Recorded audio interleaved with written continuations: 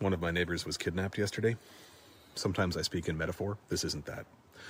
A local father and husband who lives very close to me was stolen from his family and our community. If it's too much to listen to the rest of this, I understand. Just know this is also a fundraising request for his family. Link in description. His wife of 20 years, who's never spent a day away from him, is sobbing as she makes food and tends their children, wakes up alone, makes coffee without him. I know because as I'm writing this, I'm sitting in her kitchen listening to her. This man was here completely legally, specifically under temporary protected status. It happened like this. His nephew was pulled over for driving 8 miles an hour over the speed limit in a 55 zone, which is to say he was pulled over for driving while brown in Maine. He was on a valid out-of-state license and didn't know that he had to transfer his license within 30 days, which was over. If he'd been white, he wouldn't have been pulled over for doing 63 in a 55, and they would have just told him to go on his way and update his license when he got a chance, but he's Latino. So they gave him a $450 ticket and told him he had to find someone else to drive the car home. He called his uncle, who happily came out, displayed his legal Maine license to the cops. Purely because he speaks Spanish. The cops demanded his papers.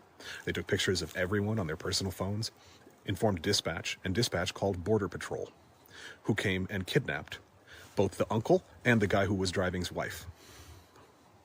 They released the guy who was driving's wife alone at 1 a.m. in the middle of the woods, 2.5 hours north of her home and family. This is a beautiful young woman in her early 20s who speaks no English, thrown into the north woods alone at night with no idea where she is. They kept the uncle. ICE refused to tell anyone where he was, denied he was in custody for hours, and his son was calling repeatedly and asking, and they said, nope, nobody here. Finally, he was able to call his family, tell him he'd been in custody all along. Now, his family is terrified to go outside and terrified to be at home. This is a legal resident of the U.S. here with proper documentation, kidnapped by a secret police force and taken to an undisclosed location. His family is left without their beloved husband, father, and uncle, and without their primary breadwinner. I wish you could see his wife sobbing and screaming, talking about how in 20 years they've never spent a day apart, how she can't eat because of how horrifying the not knowing is, not knowing where he is, what's being done to him, what their family will do if he's kept in some black site forever, deported to a labor camp in some country he's never been to, how she's terrified to speak about it at all publicly because she fears blowback against her children and family. This is happening to my neighbors in a town of 1,200 people in rural Maine, and most of my neighbors have no idea because the family is too terrified to talk about it. This is happening to your neighbors. People are being disappeared. Families of legal immigrants are being torn apart as we speak. The level of grief and anger that I'm navigating is pretty high. I feel physically sick to my stomach with it. I feel an itch towards action, increasing every day like a constant physical pull. I work hard to balance that with the knowledge that my programming as a white guy makes me one of the worst people to decide tactics and strategies. I have the most internalized glorification of violence and heroics, and I'm at the least risk of suffering blowback. So I follow the leadership of impacted communities as best as I can, and I feel physically ill. One thing I can do is use my platform to try and support my literal neighbors who are now in a horrifying situation. Every part of this is going to cost them financially in ways that are hard to describe. They may never see their husband and father and uncle again. They may have to flee. They're absolutely in for a legal battle which will cost thousands and thousands of dollars in a system that is completely stacked against them. And they still need to make rent and eat in this economy, now without their primary breadwinner, under escalating threat of being kidnapped themselves.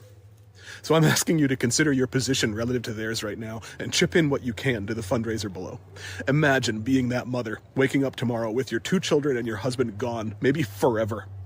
It took them days to decide it was worth it, the risk, for me to make this video, and I hope you can make that risk worth it for them.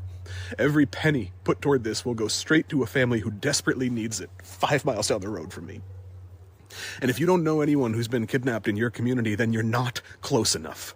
Especially if you look like me, I need you to get involved. Learn Spanish. Get connected to rapid response groups in your area. Take active bystander trainings. Learn legal rights and advocacy. People need help. Sometimes it'll be big and dramatic, but mostly it'll be small and mundane. I spent all day yesterday at the Department of Motor Vehicles with that family, helping get their papers in order. And as a white guy with local privilege and fluent local English, I was able to navigate that system in a way that helped them get documentation. The grumpy old white lady at the DMV thinks I look like her son, while the terrified brown person with disorganized papers who doesn't speak her language looks like a threat. That's one little way I can help support them. They're terrified to go into stores right now, and they should be. ICE is stalking out Walmart, stalking schools, stalking gas stations. So get involved. Now, please. Build trust. Get to the point where people can turn to you. I know a lot of you would be happy to go to the DMV with folks, but if they don't know you well enough to trust you when their whole world turns upside down and they're terrified, it's completely meaningless. The line of who is considered legal in this country is being moved very quickly, and you and people you love will be on the other side of it soon. If you are an ethical person, they are coming for you.